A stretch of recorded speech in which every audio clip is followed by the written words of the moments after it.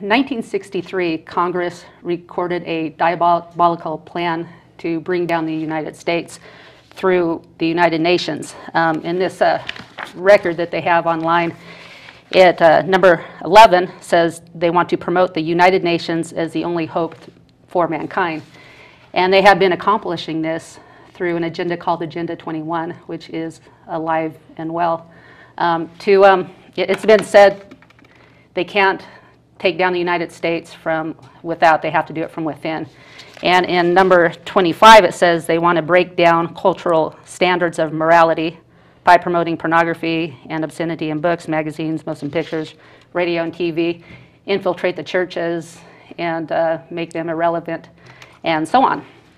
Jeff Krupp is my guest today, and he used to be a representative in the House in Oregon and knows about Agenda 21 and is here to talk about it. Thank you, Jeff. Good to be with you again, Veronica. It's been way too long. Way too long. It has, yeah. Way too long. I love you. You have so much great information, and you do so much. And I can't keep track of what you do. You do so much. What have you been up to? Well, a lot of things. I'm the quintessential jack of all trades, master of none, of course. I run Oregon Capital Watch Foundation, which we have a website, ocwf.org. And we expose wasteful government spending and in an interesting manner. I have a giant pink pig. She's not alive. Her name is Petunia, Petunia the pork detective. She's about 9 feet tall and about 12 feet long. And I tow her around the state, and when we find an egregious example of absolute waste of taxpayer dollars, I shoot a television commercial and a YouTube video, usually wherever this occurred, and I'm standing there in a tuxedo, and we give away the Porker Award. And it's a lot of fun, but it also is very memorable in that it illustrates that we as the taxpayers, we as the people, must always hold our elected representatives at any level of government accountable for how they're spending our dollars, and frankly, some of the things like we're going to talk about tonight. A project of that is called, out of Capital Watch Foundation, I have a separate project called Project Liberty. And our motto is restoring liberty to campus. So it's a collegiate-based program that supports existing liberty clubs that are nonpartisan, or helps start them on the major four-year campuses here in Oregon. And then out of that, we do a summer 60-day program where students can get paid very well, $12, $13 an hour plus bonuses for going out and knocking on doors, being trained how to be really highly effective communicators at the grassroots level. And we give them professional speech training. They earn money.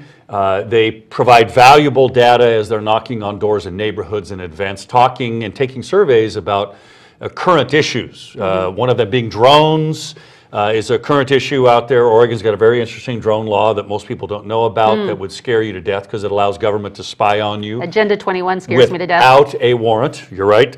And other things. So Project Liberty, Capital Watch Foundation, and then we have the Oregon Citizen Lobby. I was going to ask, yeah. And this is where ordinary citizens can come down to the Capitol during legislative session on Thursdays. We have a room next to the Senate chambers. They can come there and we can teach them how to be a citizen lobbyist, how to go talk to their legislator, how to go testify in front of a committee, all those things that are so important for people to do because this is our government. And people feel like they have no voice and Veronica, that they can't make a difference. Well, you can. And if you come down and join us, it's on Thursdays all day long. And we also have a website where people who can't come can track the votes of their legislators and can participate from afar, basically from their computer. And that's a website called tracktheirvote.org, and that's all part of the Oregon Citizen Lobby. And that's not Oregon, or I'm sorry, Republican or Democrat. Nope. That's just... it's just citizens who care about accountability Right. with finances. And it's more than accountability. The Oregon Citizen Lobby really is the principles of limited government and a number of other things, personal, individual responsibility, us taking charge of our destiny rather than letting government do it to us, as I want to say. Yeah. So, boy, you're in a lot of things, doing a lot of things. And what has gotten my attention right now, and I don't know exactly how bad it's going to get because I don't think we hear much about it on the news, is UN gun control treaty that's supposed to take place December 24th. Signed in or given approval November 12th after the Obama won presidency again. He called the UN and said, you know, we're in. Well, the president, the way it works, the president has to sign the treaty, but the U.S. Senate has to ratify it. And that's their sole, that's our ability to stop something that like the UN Small Arms Treaty, which I absolutely oppose for a number of reasons. And then our Second Amendment is pretty much done, and the UN has control over that? In theory, yes. The way it would work is that the UN would have to assert at some point in the future, some type of action against us because we agreed to the treaty and that we were not agreeing to it, and then that would set up the constitutional battle. I'm not sure how that would play out, but it is very worrisome. Yeah. Okay, well, I would say that's part of Agenda 21, isn't it? Absolutely, okay. Because it's all United Nations driven. It's all very socialist, leftist. Okay. Explain Agenda 21 for, most people don't understand Agenda 21, isn't that right? Like they would be shocked if they knew what it was. And I'm not sure I totally understand every aspect of it. I certainly understand the aspects of Agenda 21 from how it impacts us in our individual private property rights. Our individual rights are also curtailed in many ways because our individual rights are part of our private property rights. Yeah. So Agenda 21 has been around some time now, and it has been slowly creeping into... Since the early 90s? I think that was brought up with Clinton. Yeah. And that was another treaty that he signed that the U.S. Senate refused to ratify, by the way. But what it does is it voluntarily now, governments in Oregon and all across the United States of America, local governments like cities, like the city of McMinnville or Yamhill County, are asked to, in essence, be a part of Agenda 21 through these various mechanisms. One of them is land use, okay, through ICLEI agreements, the international, there's an acronym and it has this big long name. And it is clearly part of Agenda 21. And what this does, it adds another layer of hoops that you and I as private property owners have to jump through to be able to get a permit to do something with our property, to build something, potentially even with farms. I mean, it is all encompassing, and it's very expensive for the counties and the cities who've gotten involved with it.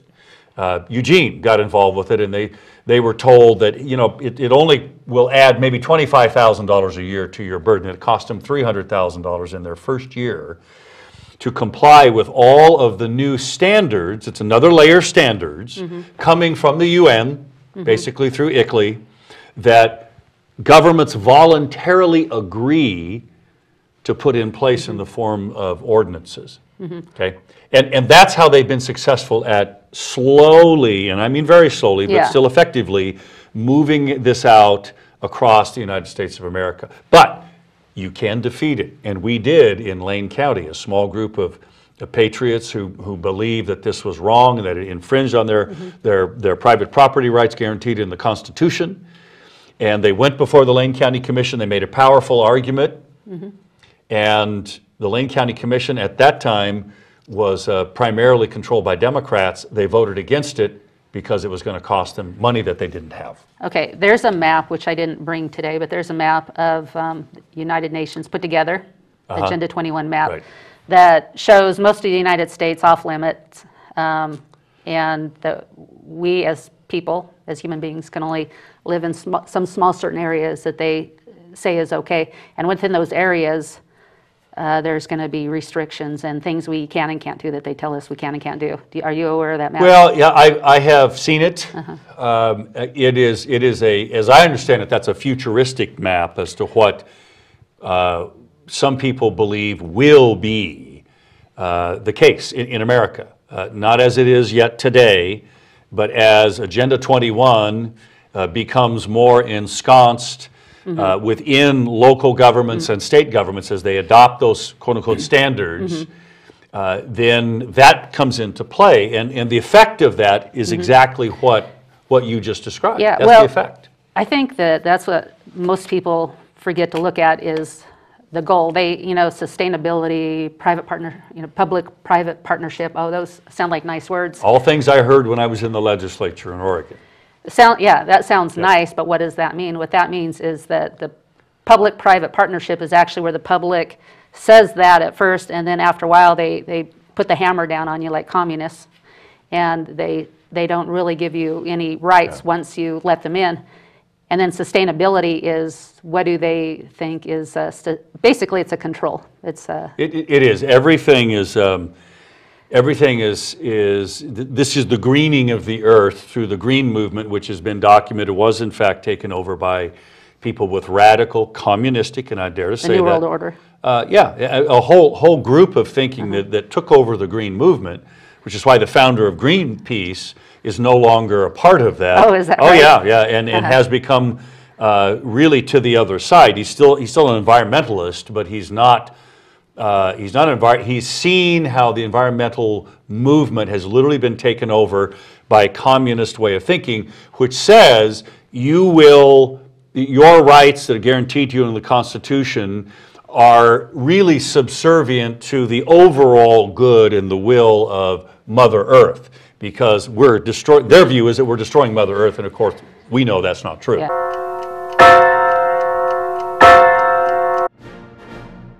There aren't too many outlets where you can hear in-depth spiritual issues alongside conservative politics, where we can make a difference to those around us and our country. It's brought to you at a cost that's worthwhile, yet I'd like to do more.